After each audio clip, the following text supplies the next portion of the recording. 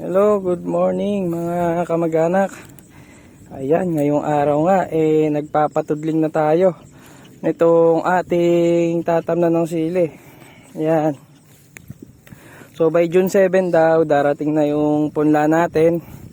Kaya makakapagtanim na siguro tayo nun by June 8 or June 9. So ayan, ito na lang yung tutudlingan. Ayan, konti na lang. So itong part na to tapos na, itong kabila. Yan o. Tapos na itong tudlingan kahapon.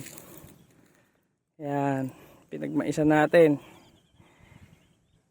Tapos ito mga kamag-anak, naiwan to yung pinaggalingan ng ating patola. So dahil nga raw maalambre tsaka matanse, ayaw araruhin. Kaya ang ginawa ko mga kamag-anak, nagpalusong ulit tayo ng tao rito para tanggalin yung mga alambre, tansi, at kung may mga kahoy pa na natira dyan nung nakaraang baha, matanggal na para maararo at masabay na rin tamnan. Ayan, nakita nyo, napakasukal.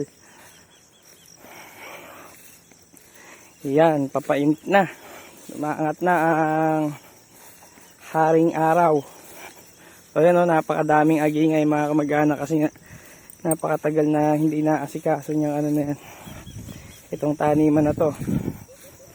So dito mga kamag-anak, nakikita nyo yung mga pinagbaklasan natin ng balag. Ayan, yung mga bugsok na yan gagamitin daw ni mama para sa sili niya. So ayan, papahakot natin yan. Ayan. So ito yung mga ginamit nating poste sa balag, no? Yan, nakatambak na lang din dyan.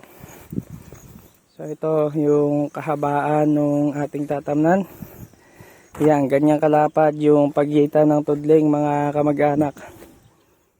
Yun, tapos itong kubo natin, siguro isang araw re-repair natin to.